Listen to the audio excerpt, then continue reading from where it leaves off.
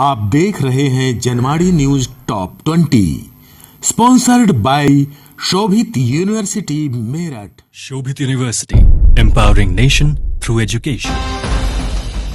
नमस्कार, स्वागत है आपका जनवाड़ी डिजिटल न्यूज की दुनिया में। मैं हूं आपके साथ अजीत आनंद। आइए नजर डालते हैं दिन भर की खास खबरों पर। श्रीलंका के राष्ट्रपति गोटबाया राजपक्षे का इस्तीफा मंजूर।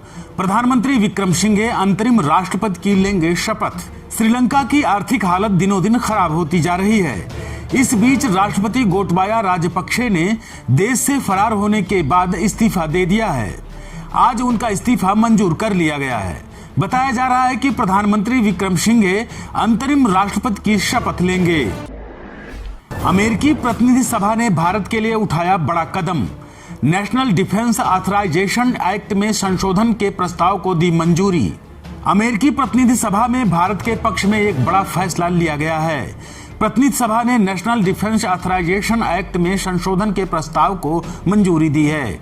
काटसा कानून के तहत अमेरिका ने ईरान, रूस और उत्तर कोरिया के खिलाफ प्रतिबंध लगाए हैं। यह कानून अमेरिका के व्यापारिक साझेदारों को द्विपक्षीय कारोबार करने से रोकता है।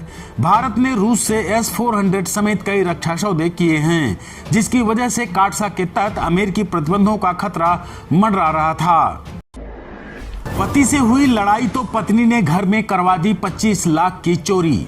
मायके से बुलाए थे 3 चोर। राजस्थान के दौसा में एक महिला ने पति से अनबन होने के बाद घर में ही चोरी करवा दी। पुलिस को सूचना मिली थी कि करीब 25 लाख की चोरी हो गई है। पुलिस को जांच में पता चला कि यह चोरी घर की मालकिन ने ही करवाई थी, क्योंकि उसका अपने पति से झगड़ा हो गया था। फिलहाल इस घटना में पुलिस ने 4 आरोपियों को गिरफ्तार कर लिया है। श्रीलंका में राजमा चावल 500 रुपए किलो से महंगा। आलू प्याज 220 रुपए। रेट लिस्ट देखकर आ जाएगा चक्कर।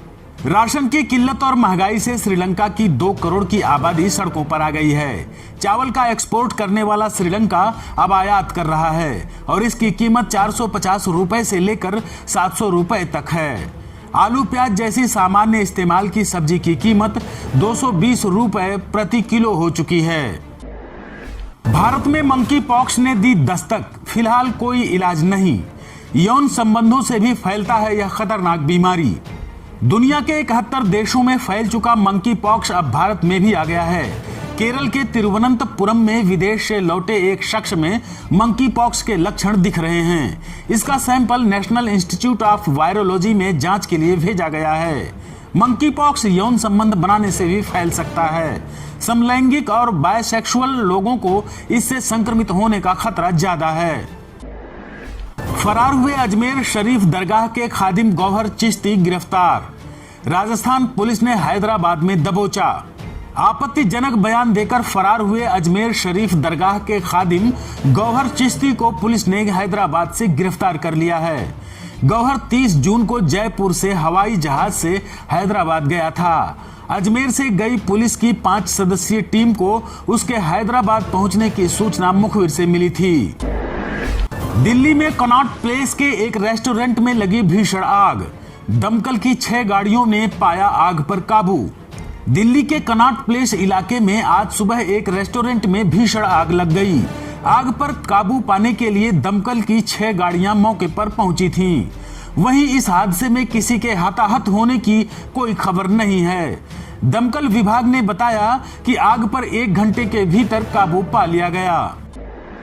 संसद में अब धरना प्रदर्शन पर भी लगाई गई पाबंदी। कांग्रेसी नेता जयराम रमेश ने कसा तंज, बोले विश्व गुरु का जय जय जयकार। संसद में इस्तेमाल होने वाले कई शब्दों को असंसदीय करार देने पर बवाल थमा भी नहीं था कि अब संसद परिसर में धरने पर रोक लगाए जाने की बात सामने आई है।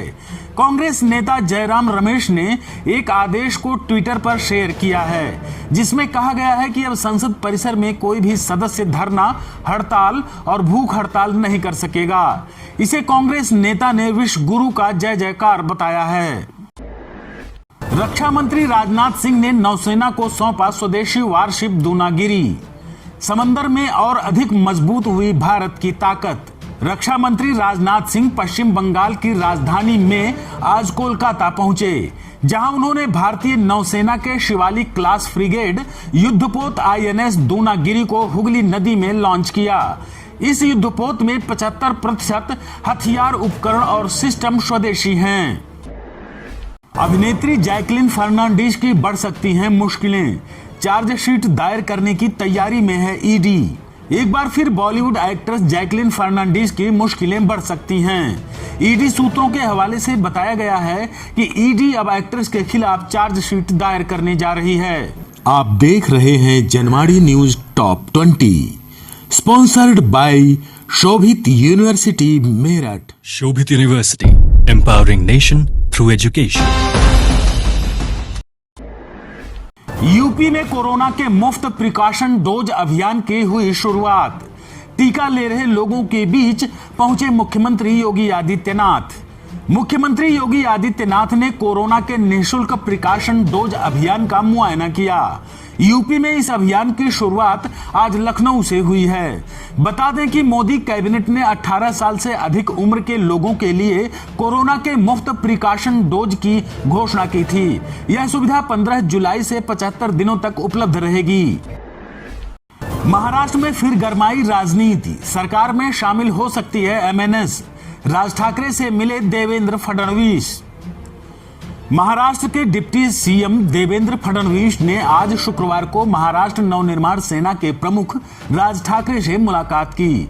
इन दोनों नेताओं के बीच ऐसे वक्त पर मुलाकात हुई जब शिंदे कैबिनेट में विस्तार होना है। इसके बाद राजनीतिक हलकों में यह चर्चा गर्म हो गई है कि महाराष्ट्र के शिंदे कैबिनेट में राज ठाकरे की पार्टी MNS भी शामिल होगी। कांवड़ यात्रा पर कट्टरपंथियों के बड़े हमले का बढ़ा खतरा। यूपी, दिल्ली, मध्य प्रदेश समेत कई राज्यों को गृह मंत्रालय ने किया अलर्ट। गुरुवार से देश की पवित्र नदियों से शिव मंदिरों में जल अर्पित करने के लिए कांवड़ यात्रियों के जत्थे रवाना हो गए हैं।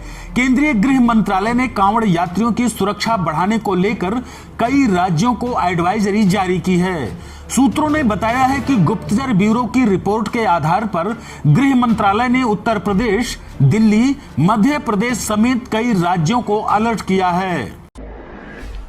सपा मुखिया अखिलेश यादव को फिर लगा बड़ा झटका। ओम प्रकाश राजभर बोले, सपा को मेरी जरूरत नहीं, सुभाषपा करेगी द्रौपदी मुर्मू का समर्थन। समाजवादी पार्टी गठबंधन दल के नेता ओम प्रकाश राजभर ने कहा है कि राष्ट्रपति चुनाव में सुभाषपा द्रौपदी मुर्मू को वोट करेगी। उन्होंने कहा कि मुख्यमंत्री और द्रौपदी मुर्मू ने समर्थन मांगा है।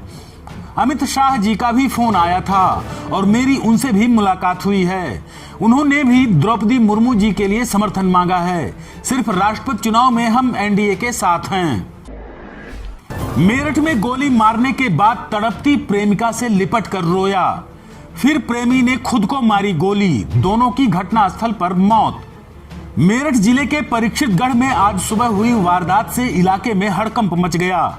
यहां एक व्यक्ति ने पहले अपनी प्रेमिका की जान ले ली और फिर खुद भी मौत को गले लगा लिया। ग्राम दुर्वेशपुर निवासी महिला मिथिलेश आज सुबह गांव के बाहर कचरा डालने गई थी। इसी दौरान गांव निवासी प्रेमी किरणपाल ने उसे गोली मार दी। गोली लगने पर महिला जान बचाकर भागी, लेकिन प्रेमी ने उसे दूसरी गोली भी मार दी। दूसरी गोली लगते ही प्रेमिका जमीन पर गिर पड़ी और तड़पने लगी। प्रेमी किरणपाल तड़पती प्रेमिका से लिपट कर रोता रहा। इसके बाद प्रेमी ने खुद को भी गोली मारकर मौत को गले लगा लिया। नोएडा के मोनू ने जीता देश प्रेमियों का दिल, कांवड़ के रूप में लेकर निकला फौजी की प्रतिमा। कांवड़ मेले के पहले दिन लाखों कांवड़ियों के साथ हरिद्वार आए ग्रेटर नोएडा के मोनू ने हर शख्स का दिल जीत लिया। भगवान शिव के प्रति आस्था के साथ साथ मोनू में देश की सीमाओं पर खड़े जवानों के प्रति भी जज्बा दिखा। मोनू फौजी की प्रतिमा सिर पर रखकर हरिद्वार से गंगा जल लेकर ग्रेटर नोएडा के लिए पैदल निकल पड़ा है। उसके जज्बे को हर कोई सलाम कर रहा है। मेरठ में पासपोर्ट सेवा केंद्र को मिला नया भवन, सांसद राजेंद्र अग्रवाल ने किया लोकार्पण। मेरठ जिले में पासपोर्ट सेवा केंद्र के नए भवन का आज शुक्रवार को सांसद राजेंद्र अग्रवाल ने लोकार्पण किया। इस दौरान उन्होंने पासपोर्ट सेवा केंद्र का निरीक्षण कर जरूरी निर्देश भी दिए। दिल्ली में निर्माणाधीन गोदाम की दीवार गिरी, 5 मजदूरों की दबकर हुई मौत। आज शुक्रवार को दिल्ली के अलीपुर में एक गोदाम की दीवार गिर गई। बताया जा रहा है कि इस हादसे में 5 मजदूरों की मौत हो गई है। अभी तक 14 घायलों को अस्पताल पहुंचाया जा चुका है। जानकारी मिली है कि हादसे के वक्त 20 से 25 मजदूर गोदाम में काम कर रहे थे। ऐसे में अभी और लोगों के फंसे होने की आशंका है। पुलिस के मुताबिक हादसे में 5 लोगों की मौत हुई है। 14 घायलों को अस्पताल पहुंचाया गया है, जबकि 7 घायल खतरे के बाहर हैं।